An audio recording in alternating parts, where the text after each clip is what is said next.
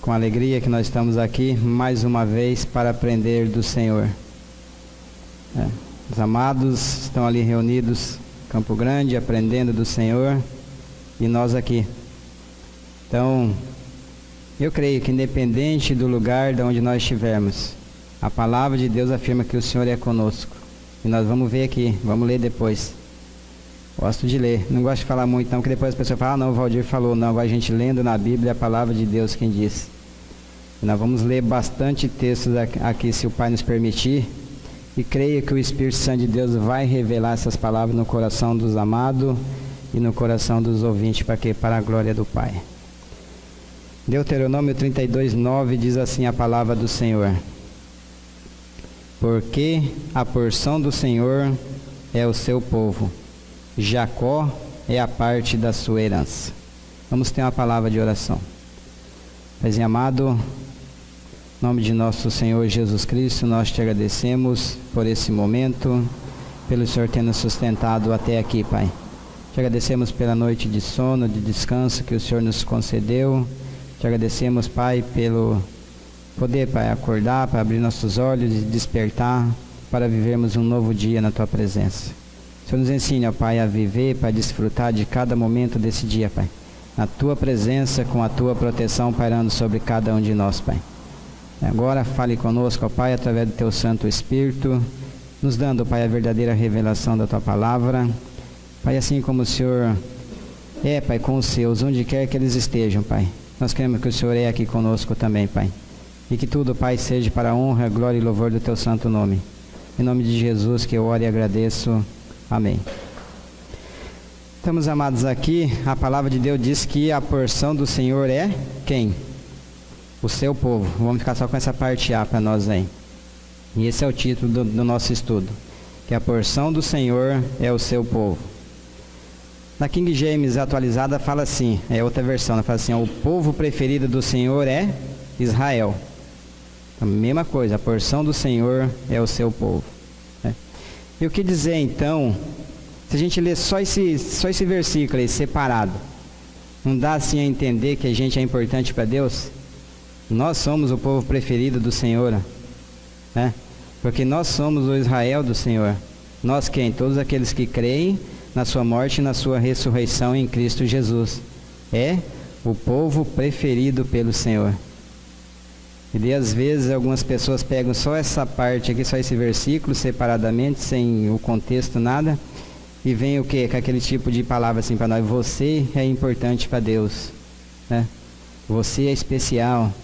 Deus quer fazer uma obra na sua vida, e é uma grande obra. Nunca é coisa pequena, mas Deus quer usar você. Então você é muito importante para o Senhor, você é uma raridade, né? E daí por diante. E o que dizer então dessas pessoas? Estava me perguntando, poxa vida, se eu não sou importante para Deus, nós vamos ver aqui que a palavra fala que nós valemos menos do que nada, que nós somos um vermezinho, nós somos um bichinho. E o que nós temos então de especial assim? E daí vem aí esses obreiros fraudulentos, as pessoas que não conhecem a palavra do Senhor, que tentam dissolver ou transformar o evangelho do Senhor Jesus Cristo num outro evangelho, qual não é outro, nós vamos ver lá no livro de Gálatas, né? Então, o que dizer dessas pessoas que vêm com essas mensagens baratas aí?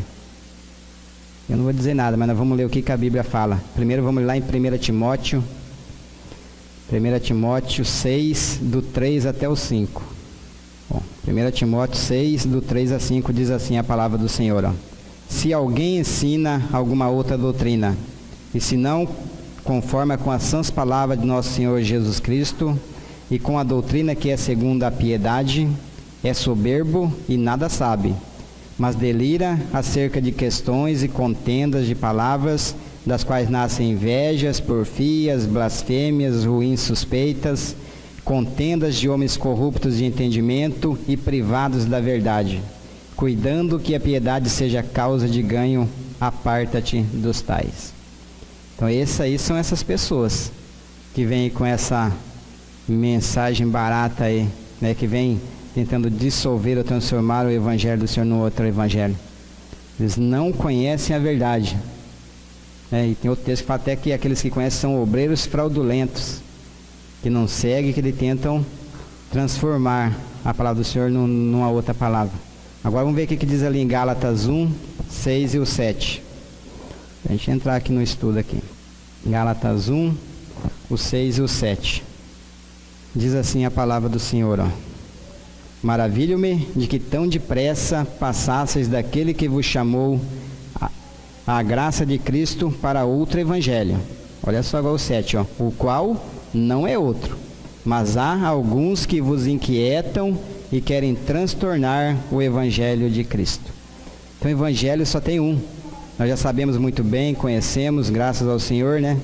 Que é quem? Uma pessoa, Jesus Cristo. E um sacrifício único, bendito, perfeito e completo que Ele realizou lá na cruz do Calvário.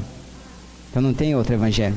Existem pessoas dissolutas, conforme nós lemos aí na palavra de Deus, pessoas que tentam transformar o evangelho de Cristo num outro evangelho.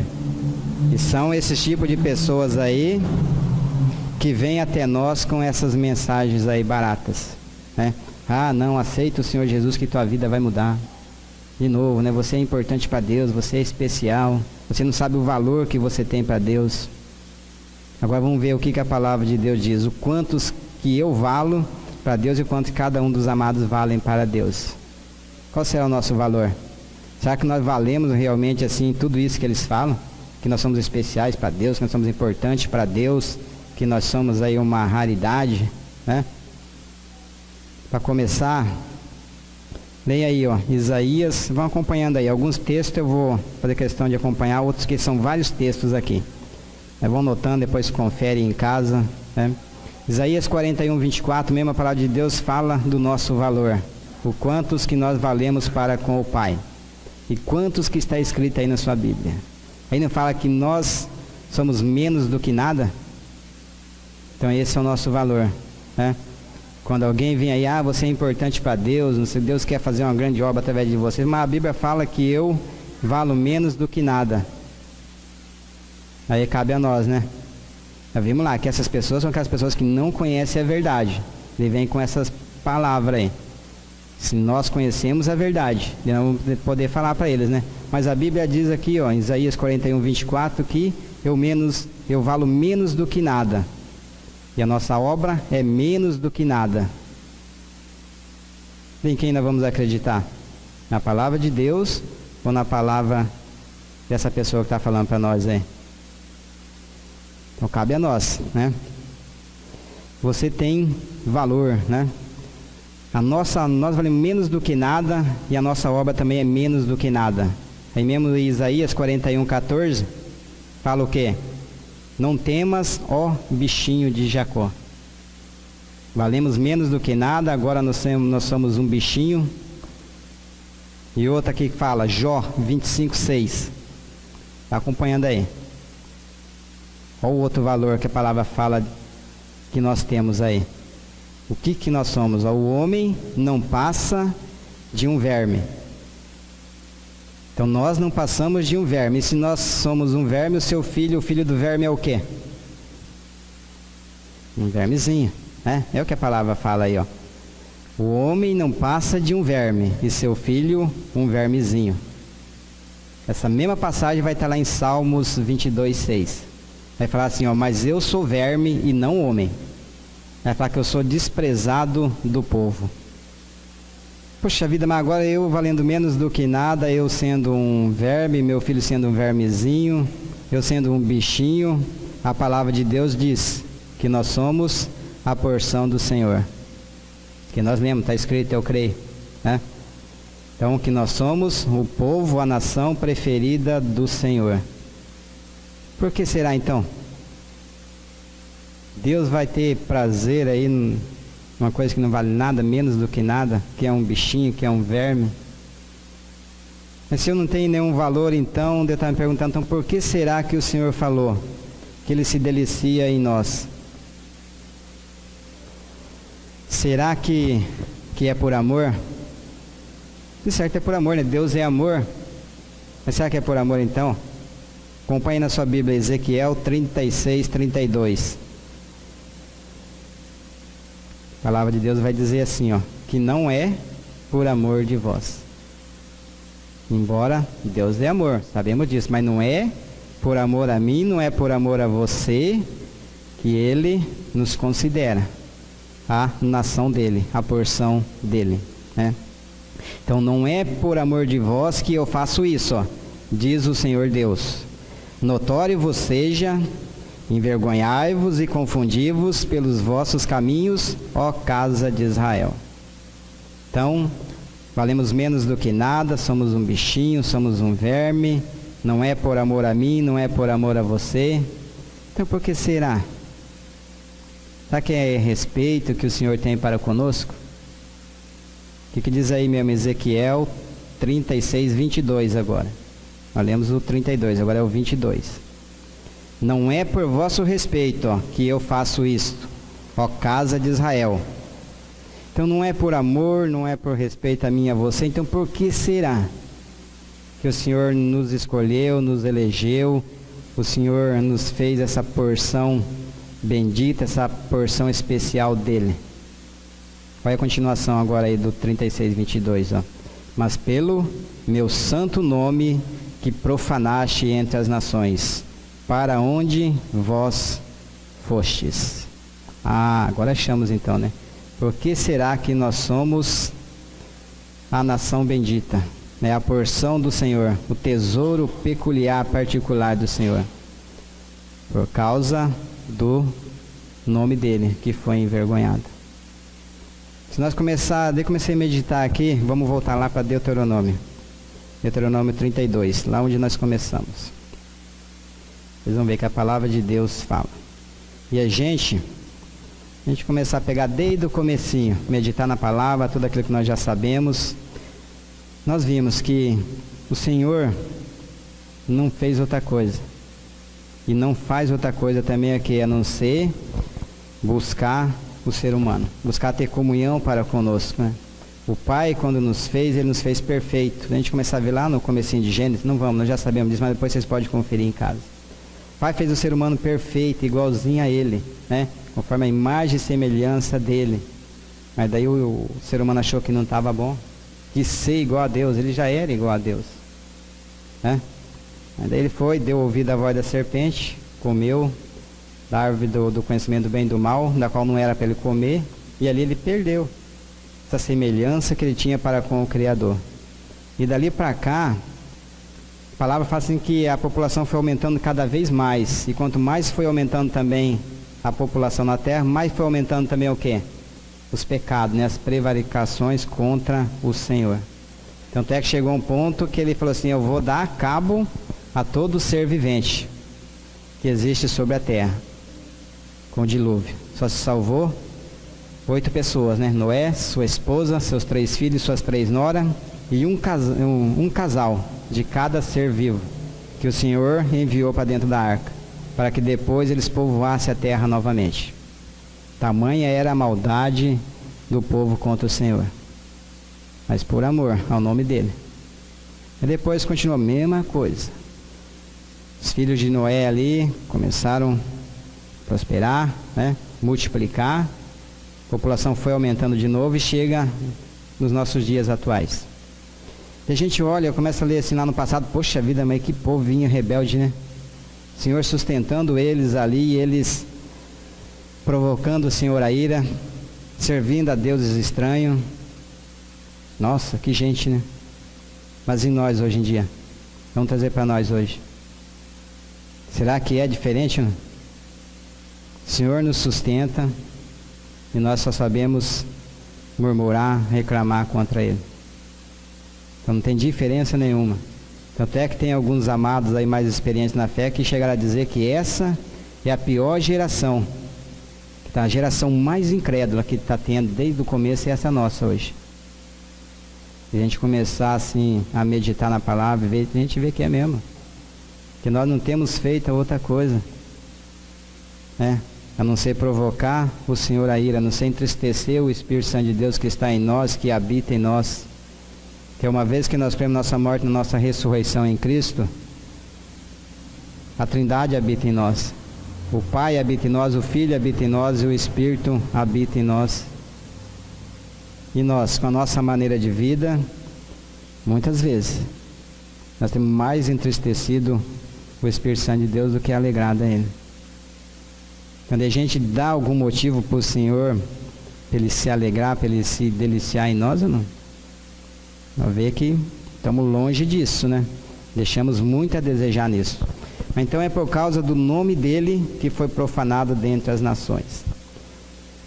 A gente lê, vamos ler aqui, ó, esse Deuteronômio mesmo 32, do 4 até o 8. Depois vocês leiam em casa todo esse Deuteronômio 31 e o 32, que vocês vão compreender melhor aí. Eu quero repartir com vocês aqui do 32, do 4 até o 8, que fala assim, ó, a palavra do Senhor. Ele é a rocha cuja obra é perfeita, porque todos os seus caminhos juízos são. Deus é a verdade e não há nele injustiça. Justo e reto é. Corromperam-se contra ele seus filhos, eles não são, e a sua mancha é deles. Geração perversa e torcida é. Recompensais assim ao Senhor, povo louco e ignorante? Não é ele teu pai que te adquiriu, te fez e te estabeleceu? Lembra-te dos dias da antiguidade. Para nós voltar lá atrás, né? Lá no comecinho, ó. Atenta para os anos de muitas gerações, ó. Pergunta a teu pai e ele te informará. Aos teus anciãos e eles te dirão. Quando o Altíssimo distribuía as heranças às nações, quando dividia os filhos de Adão uns dos outros, pôs os termos dos povos conforme o número dos filhos de Israel. E chega onde nós começamos, porque a porção do Senhor é o seu povo. Então o Senhor espalhou o povo dele, lá atrás, como diz a palavra. Mandou cada um para um lado. Entregou o povo dele para ser humilhado ali diante das nações, para ser ali escarnecido, ser zombado, ser pisoteado, se a gente for continuar lendo ali, fala tudo isso. Mas por quê? Por causa do nome dele, que foi envergonhado. Ele permitiu tudo isso. Deixa eu chegar aqui, vamos ler aqui para trás um texto aqui, ó. Deuteronômio 31, vamos ver uns versículos aqui do versículo 14 em diante. Fala assim, ó. E disse o Senhor a Moisés, ó, eis que os teus dias são chegados, ó, para que morras. Chama Josué e ponde-vos na tenda da congregação, para que eu lhe dê ordem. Assim foi Moisés e Josué, e se puseram na tenda da congregação. Então o Senhor apareceu na tenda na coluna de nuvem, e a coluna de nuvem estava sobre a porta da tenda. E disse o Senhor a Moisés, eis que dormirás com teus pais, e este povo se levantará e se prostituirá, indo após os deuses dos estranhos da terra para o meio dos quais vais, e me deixará, e anulará o meu concerto que tenho feito com ele. Agora vamos pular lá para o versículo 24. Que fala assim, ó. E aconteceu que, acabando Moisés de escrever as palavras desta lei no livro, até todo as acabar, deu ordem Moisés aos levitas que levavam a arca do concerto do Senhor, dizendo, ó, tomai este livro da lei e ponde-o ao lado da arca do concerto do Senhor vosso Deus, para que ali esteja por testemunha contra ti. Porque conheço a tua rebelião e a tua dura cerviz. Eis que, vivendo eu ainda hoje convosco. Olha só, Moisés falando, eu estou aqui convosco, estou aqui no meio de vós, e vós já são o quê? Povo rebelde, vocês já são desobedientes, né? Rebelde fostes contra o Senhor, ó. E quanto mais depois da minha morte. Então, com a presença de Moisés ali, como um guia espiritual deles ali, eles já estavam fazendo tudo o que era errado. Imagine depois da partida da morte de Moisés. Ele fala no 28, ajuntai perante mim todos os anciãos das vossas tribos e vossos oficiais, aos vossos ouvidos falarei estas palavras, e contra eles, por testemunhas, tomarei os céus e a terra. Porque eu sei que depois da minha morte, certamente vos corrompereis e vos desviareis do caminho que vos ordenei. Então este mal vos alcançará nos últimos dias, quando fizerdes mal aos olhos do Senhor, para o provocar a ira com a obra das vossas mãos. Viu só? E daí para cá, poxa, mas isso foi lá atrás, tanto tempo. Então vamos, se nós trazer para os nossos dias atuais, começar a ver que é pior ainda, né? É daí para pior. Então por isso que o Senhor falou que não é por amor a mim, não é por respeito a mim, a você, mas por causa do nome dele que foi envergonhado. Quando ele espalhou toda a nação, mas nós temos vistos e ouvido. O Pai tem nos permitido isso nesses últimos dias aí, amados, trazendo na palavra, mostrando que o Senhor começou o quê? A juntar agora, né? Você vê, lá atrás ele espalhou o povo dele aí. Agora ele está começando a juntar. Então isso é mais um indício do quê? De que o fim está cada vez mais perto, né? Nós temos que abrir os nossos olhos aí, parar, né, de brincar de sermos cristãos. Mas é possível? É possível. A gente já, poxa, mas o cara faz isso, ele não é filho de Deus. Nós estamos vendo aqui na palavra, que era o povo de Deus, que não tem feito outra coisa, não se entristeceu a expressão de Deus. Deus ali com eles, dia e noite sustentando, mas não estava bom. Aí conosco, né? Mas então aquela pessoa ali não é filho de Deus. Não, se ela creu realmente na sua morte, na sua ressurreição em Cristo, é um filho de Deus. Agora, a vida que ela leva pode não condizer com a vida de um filho de Deus. E com isso está entristecendo o Espírito Santo, está envergonhando o nome do Senhor. Mas o Pai vai tratar com ele, né? Vai tratar com essa pessoa. Se ele creu realmente, é filho. A palavra fala que o Pai açoita, né? Aquele que ele recebe por filho. Ele repreende, ele ensina. Mas e nós? Nós somos danados para ficar olhando para os outros, né? E nós, com a nossa maneira de vida? Será que nós temos entristecido o Espírito Santo de Deus ou não? Temos dado motivo para o Senhor se alegrar da nossa maneira de vida? Temos que pôr e meditar, porque é a partir de mim, né? A partir de nós. Então, Deuteronômio mesmo, nós estamos aí, 9:5. Só o comecinho, a parte A, fala assim, ó, não é por causa da tua justiça, nem pela retidão do teu coração. Então não é por amor a mim, não é por respeito, não é por causa da minha justiça, não é pela retidão do meu coração que entras a possuir a terra. Essa terra nós sabemos que é Cristo, né? Então nós não escolhemos a Ele. Então eu não fiz nada demais para o Senhor gostar mais de mim e menos de vocês. E eu não deixei também de fazer nada para quê? Que o Senhor goste menos de mim do que de vocês. E nem vocês de mim, ao contrário. Não é pela nossa justiça, não é pelas nossas obras. Pelas obras ninguém será justificado diante do Pai. E a gente entra num texto bem conhecido, né? João 15:16, que Jesus fala o quê? Não fomos nós que escolhemos a Ele, né? Então foi Ele quem nos escolheu. Então Ele quem nos escolheu. Então a porção do Senhor foi completamente redimida. E não foi por coisas corruptíveis como ouro ou prata, e sim por meio do precioso sangue de Cristo. Está lá em 1 Pedro 1:18 e 19. Então o Senhor Jesus nos escolheu. Ele nos elegeu, Ele nos tirou de um lamaçal de lodo, né? E nos transportou para o reino do Filho do seu amor. Então tudo isso Ele fez por quê? Por causa do nome dEle, que foi profanado, né? Lá atrás, e hoje em dia também não tem sido diferente. Mas o Pai tem recolhido, tem ajuntado os seus, tem agido em nós, e tudo isso é por onde? Nós acabamos de ver aí, 1 Pedro 1:18 e 19, que o Senhor nos elegeu, nos escolheu nele, e não foi com coisas corruptíveis, mas sim com o seu precioso sangue. Então tudo isso foi através da cruz. E nós vamos entrar num texto bem longo, ó, Efésios 2. Vamos ver todo o cuidado do Pai para conosco, né? Embora nós sendo aí essa geração rebelde, nós não tendo feito outra coisa, não se profanar o nome do Senhor, entristecer o Espírito Santo de Deus que está em nós, o Pai tem cuidado de nós, o Pai tem tido esse zelo para conosco, né? Daí diz assim, ó, Efésios 2:12, não vou ler completo, vou ler algumas partes, mas vai do 12 até o 18, ó. Ele começa dizendo assim, que antes, naquele tempo, ó, então antes de nós conhecer essa verdade, como é que nós estávamos? Nós estávamos sem Cristo.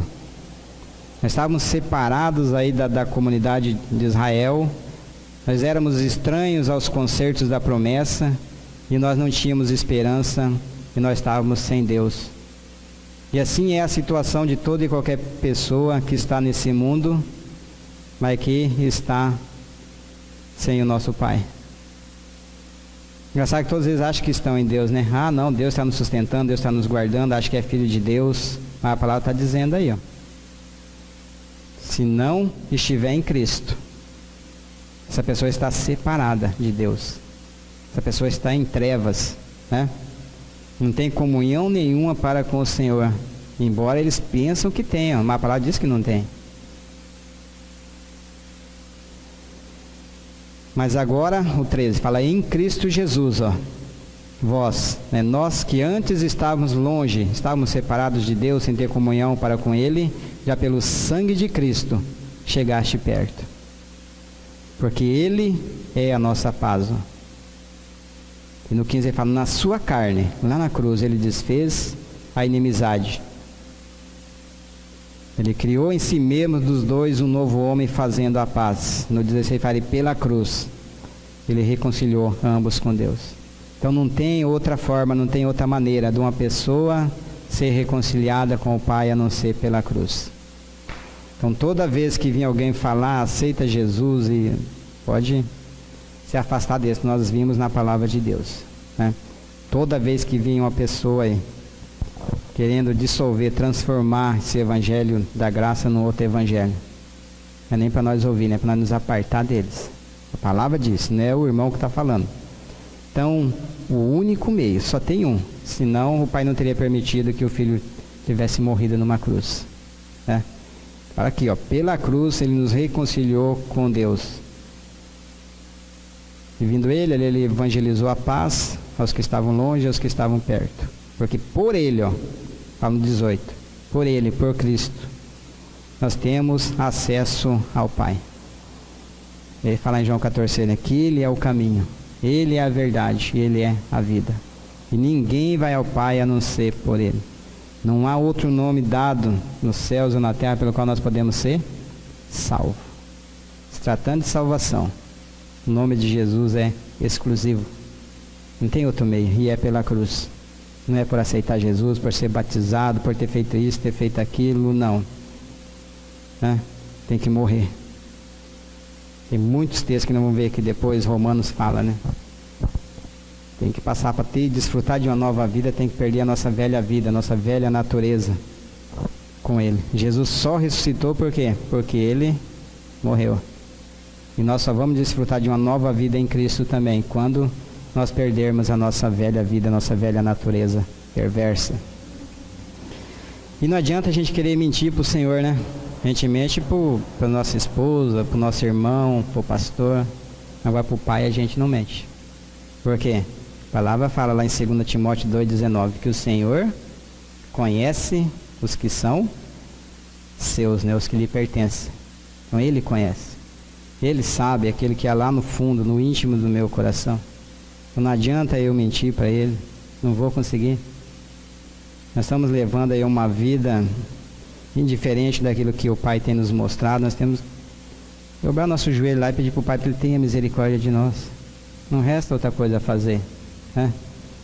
Nós temos que fazer isso, apresentar Jesus para pessoas, daí é ela e Jesus. E Ele vai fazer com certeza na vida dessa pessoa para quê? Para a glória dEle, né? E não é muita gente, ó. Então o Senhor conhece os que lhe pertencem, 2 Timóteo 2,19. Então sempre haverá um remanescente, né? Pode ter ali, seja quem for, um povo rebelde, um povo contradizente, um povo murmurento, mas sempre vai ter um remanescente no meio desse povo. Mas não vai ser muita gente não, né? Porque a própria palavra nos fala lá em Lucas 12:32 que o rebanho do Senhor é um rebanho pequenino, né? Nós vemos assim que ele é pequenino porque é muita gente na terra, né? Bilhões, acho, de pessoas, eu não sei quanto, mas bilhões de pessoas aí, quantos que vão ser salvos? É bem pouca gente.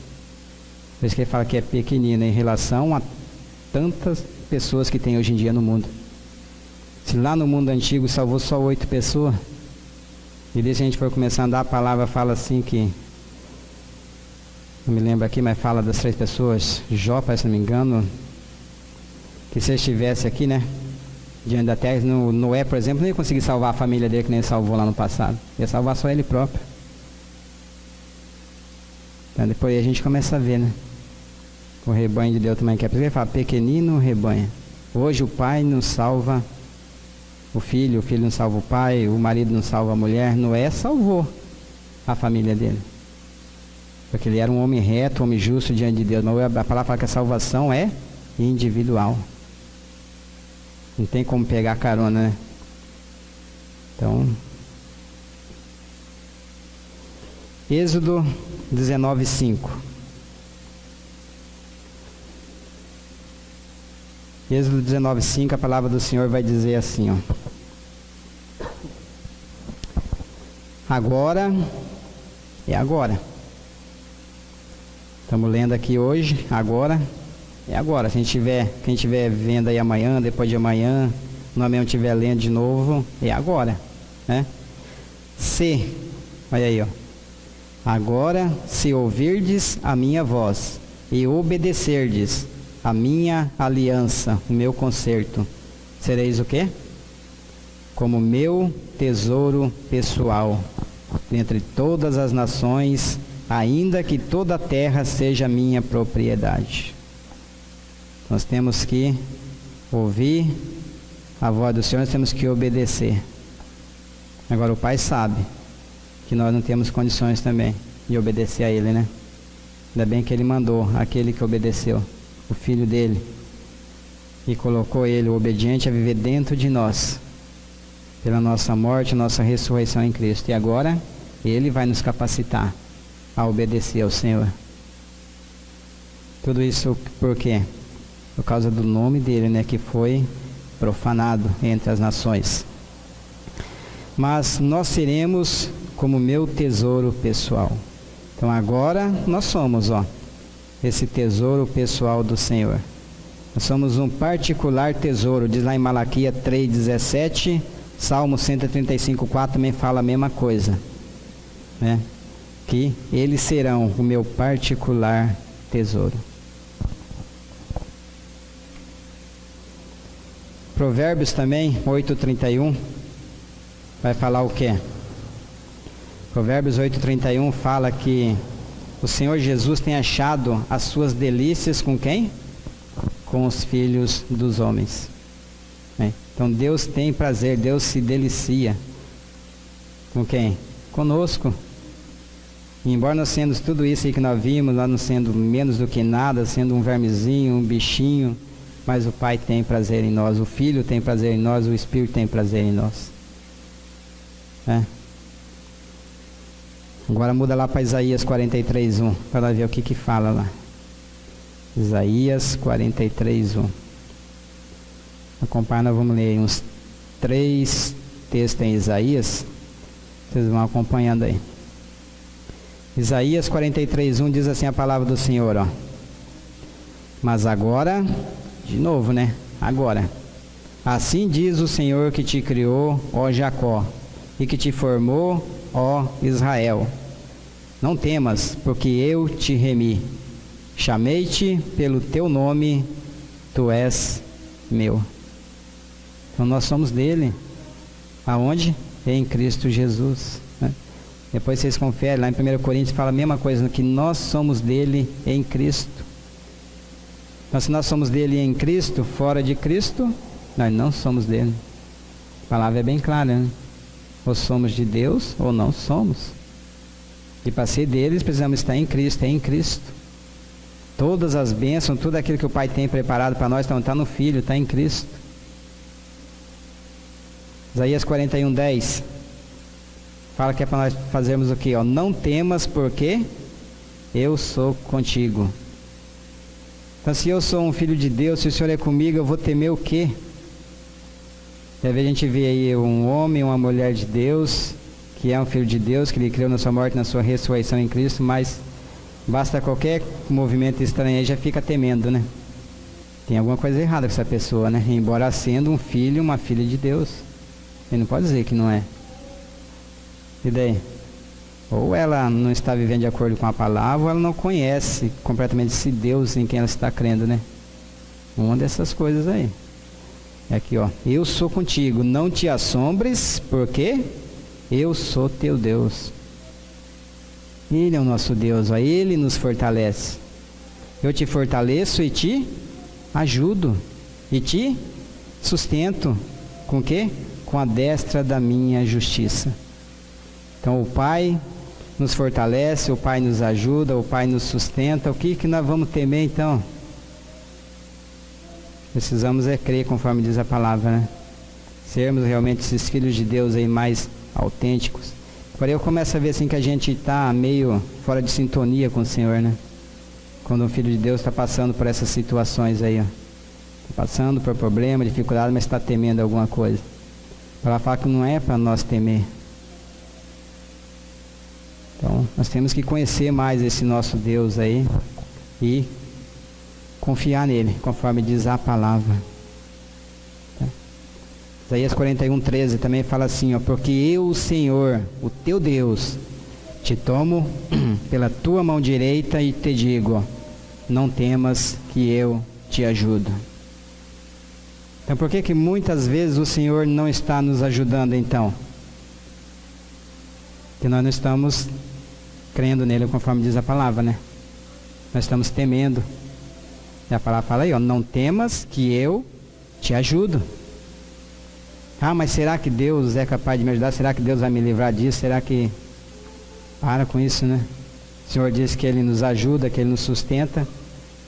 Precisamos crer conforme diz a palavra do Senhor. Pai, eu não consigo, eu não posso nada, mas a tua palavra diz que o Senhor é comigo.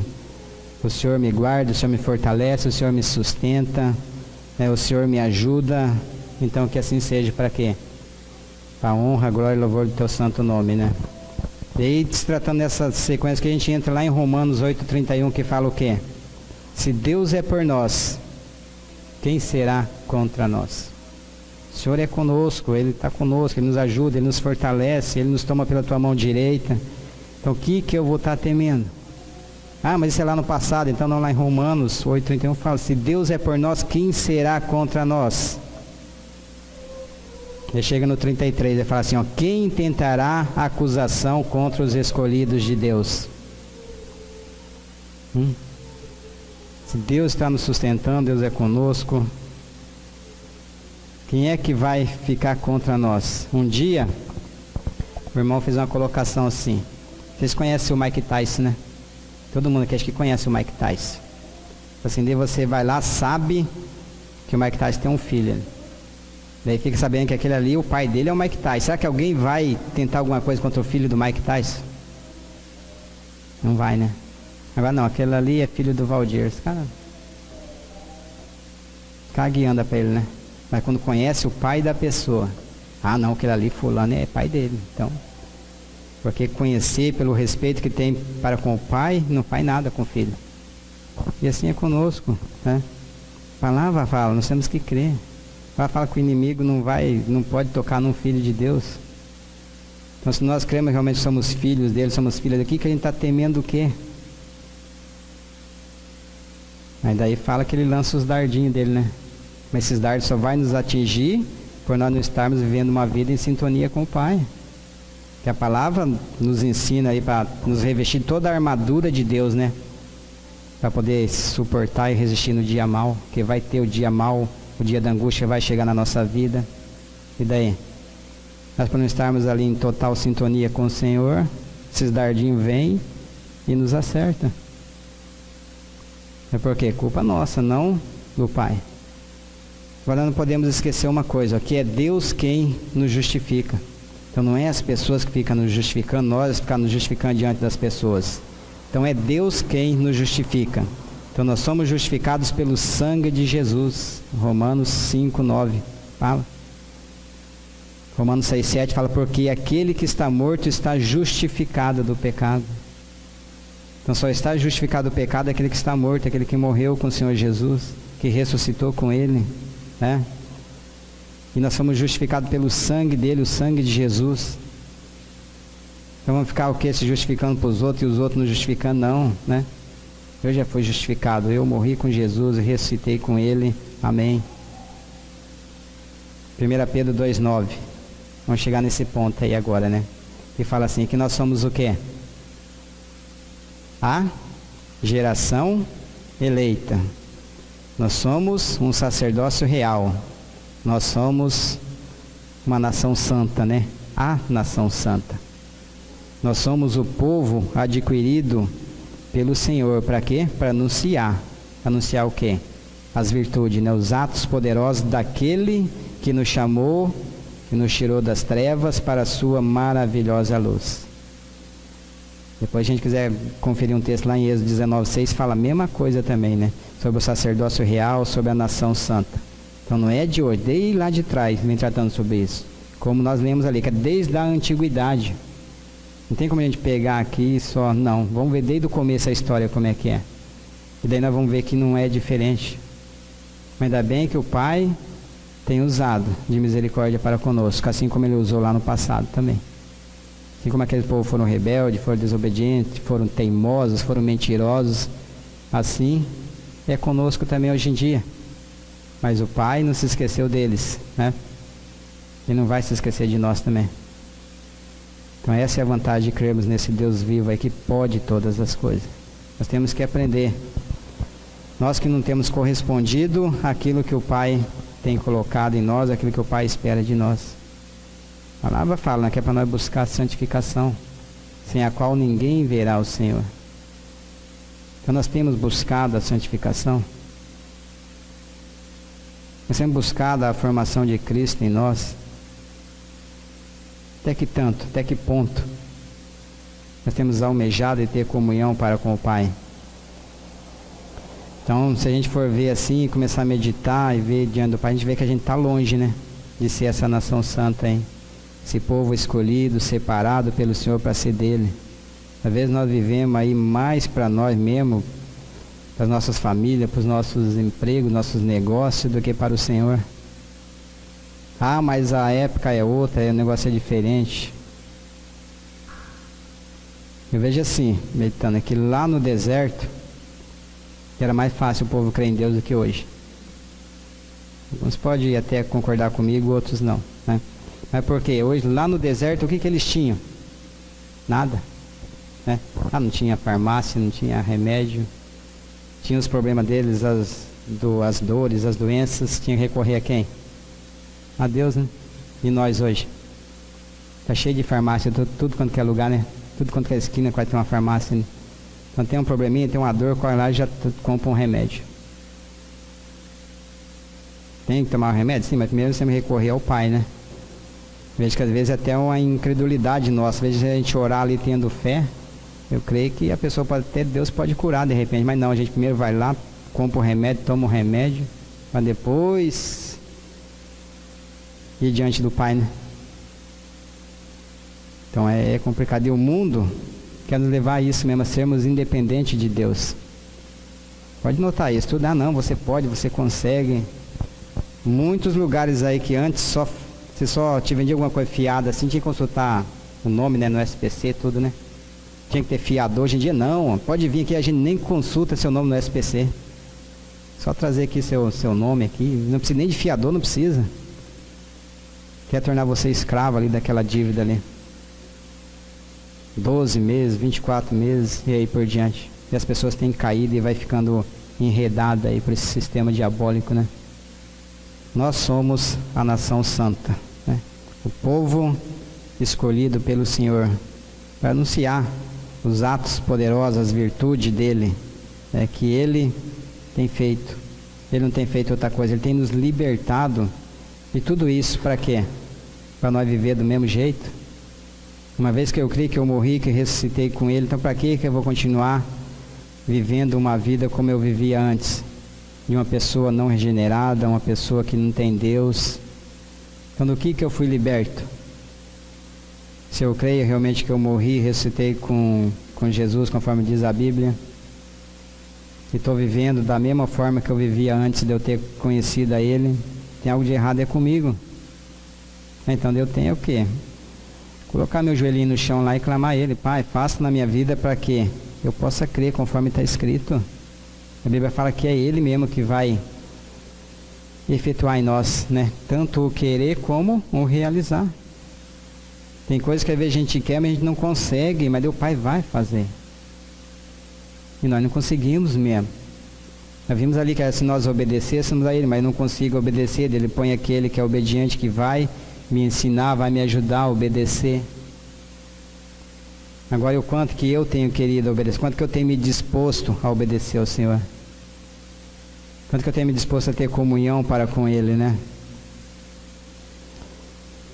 2 Timóteo 1,9, a palavra de Deus fala assim, que Ele nos salvou e Ele nos chamou com uma santa vocação, não em virtude das nossas obras, mas em função da sua própria determinação e graça.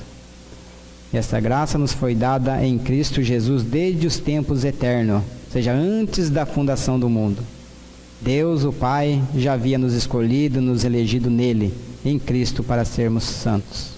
Efésios 1,4 completa aí, começa em 2 Timóteo 1,9, termina em Efésios 1,4. Então Ele nos salvou, Ele nos chamou, foi com a santa vocação.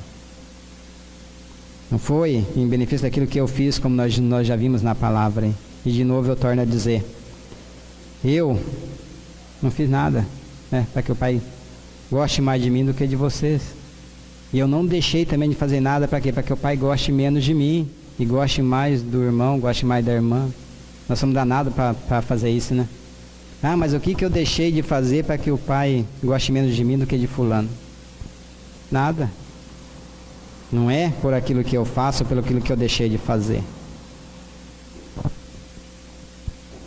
Tito 2,14 fala assim, que Ele se entregou a si mesmo por nós, para nos remir de toda a maldade e purificar para si um povo todo seu, consagrado às boas obras, as quais Deus preparou em Cristo para que andássemos nelas. E também entra Efésios 2,10, o finalzinho aí. Então Ele se entregou a si mesmo por nós. Para quê? Para nos remir de toda a maldade, nos livrar de toda a maldade e purificar para si, para Ele, um povo todo dele, todo seu, consagrado às boas obras. É aqui que falta para nós, sermos consagrados a Ele, às boas obras. Aí entra o texto de Romanos 12, 1 e 2 que fala, apresentar ao Senhor o nosso corpo como sacrifício vivo ao Senhor.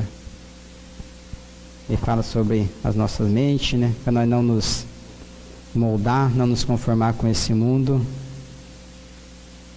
para que nós possamos experimentar a vontade de Deus, que é boa, que é agradável, que é perfeita. Vamos renovar a nossa mente. Será que nós temos feito isso, ter consagrado o nosso corpo a Ele, como um sacrifício vivo a Ele? Nós temos nos dedicado às boas obras. E as boas obras não é sair fazendo coisa, não.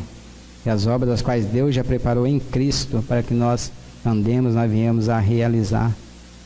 Efésios 2,10 fala isso. Então, 2 Coríntios 5,15, a Bíblia diz assim, que Jesus morreu por todos para quê? Para que os que vivem não vivam mais para si mesmo, mas para quem? Para aquele por quem por eles morreu e ressuscitou. Então, por que foi que Jesus morreu lá na cruz? Jesus morreu por todos, Mas para quê? Para que os que vivem não vivam mais para si mesmo. E a gente pode fazer essa pergunta para nós mesmos, Será que nós estamos vivendo para quem? Estamos vivendo para nós mesmos? Estamos vivendo para o nosso trabalho? Estamos vivendo para o mundo? Ou estamos vivendo para o Senhor? É para a gente fazer e buscar diante do Pai as respostas, E a gente vai ver que a gente está bem longe aí de corresponder àquilo que o Pai espera de nós. E sermos aí esse povo santo, essa nação escolhida por Ele. E embora a gente tendo feito isso, mais entristecido a Ele do que agradado, Ele está cuidando de nós. Ele está nos aperfeiçoando cada vez mais. Mas daí entra aqui nesse finalzinho aqui, João 17:11. Pega lá, João 17:11, o 20 a 23. Deixa eu pegar meu João aqui. João 17:11 fala assim: eu já não estou mais no mundo, mas eles estão no mundo, e eu vou para ti. Pai Santo, guarda em teu nome aqueles que me deste, para que sejam um assim como nós. Então o Pai quer isso, que nós sejamos um com Ele. É Jesus falando, que sejam um conosco, assim como Ele era um com o Pai. Vamos ver o versículo 20. Eu não rogo somente por estes, mas também por aqueles que sua palavra hão de crer em mim. Para quê? Para que todos sejam um, como tu, ó Pai, o és em mim e eu em ti, que também eles sejam um em nós, para que o mundo creia que tu me enviaste. E eu dei-lhes a glória que a mim me deste, para que sejam um, como nós somos um. Eu neles e tu em mim, para que eles sejam perfeitos, ou aperfeiçoados em unidade, e para que o mundo conheça que tu me enviaste a mim, e que tens amado a eles como me tens amado a mim. E aqueles que me deste, quero que onde eu estiver, também eles estejam comigo, para que vejam a minha glória que me deste, porque tu me has amado antes da criação do mundo. Então o Pai não tem feito outra coisa, a não querer a comunhão para conosco. E nós temos almejado também ter comunhão para com Ele. A palavra fala que aquele que se une ao Senhor se torna um só espírito com Ele. As pessoas têm olhado para nós, têm visto a Cristo. Nós temos expressado Cristo nos nossos relacionamentos. Nós temos exalado o bom cheiro de Cristo.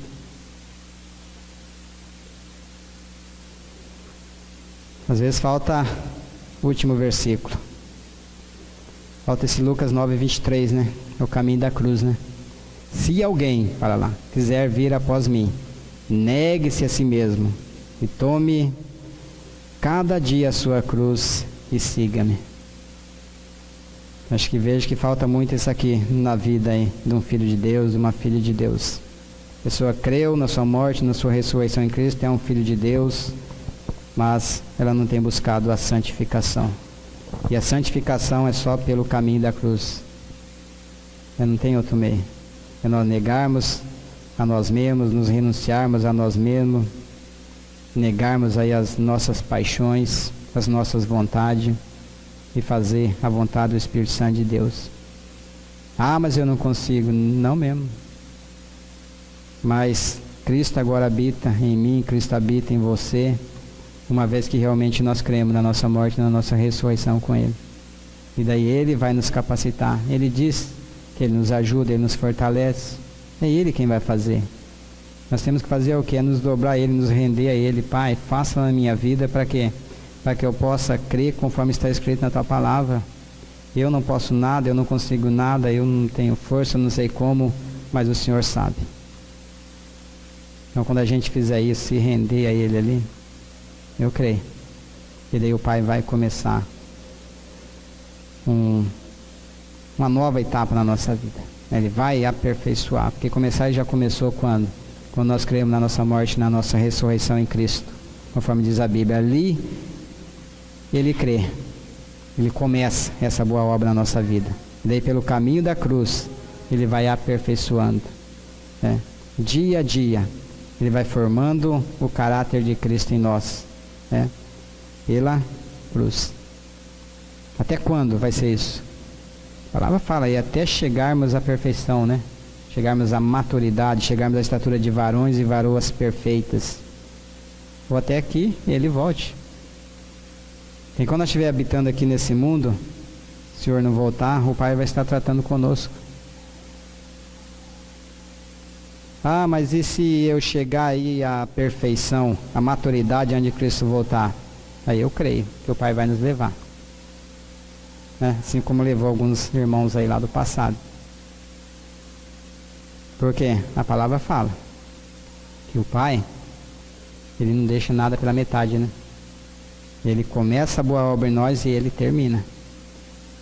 Nós que somos danados para começar as coisas e deixar aí pelo meio do caminho, mas o Pai não. Aquele que começou a boa obra em vós, há de aperfeiçoá-la até quando?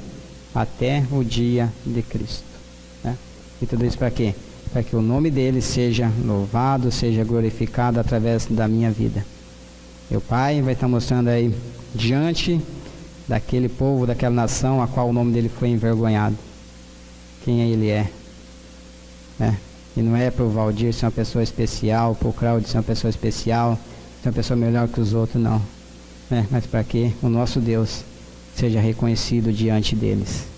Diante daquelas pessoas que muitas vezes nós mesmos envergonhamos o nome dele. Mas ele vai mostrar. E tudo isso para quê? Para a glória dele. Amém? Paizinho amado, em nome de nosso Senhor Jesus Cristo, eu te agradeço, ó Pai, por esse momento, ó Pai, essa palavra. Se falei algo de mim mesmo, ó Pai, que seja nulo no coração dos amados, no coração dos ouvintes. Mas tudo aquilo, ó Pai, que vem do Senhor. Pai, fala, Pai, no coração de cada irmão, de cada irmã, de cada ouvinte, ó Pai. Para que não paire nenhuma dúvida, ó Pai. Que é o que nós precisamos, Pai. É do Senhor falando aos nossos corações através do Teu Santo Espírito, ó Pai. Nos dando a verdadeira revelação da Tua palavra. E nos mostrando, ó Pai, aquilo que nós somos. Pai, e também nos mostrando, ó Pai, quem o Senhor é. E o que o Senhor fez, Pai, está fazendo e vai fazer em cada um de nós. Nos ensine, Pai, a carregar por toda parte no nosso corpo o morrer de Jesus, Pai. Porque só assim a vida de Cristo vai se manifestar através de cada um de nós. Muito obrigado, ó Pai, em nome do Senhor Jesus que eu oro e agradeço. Amém.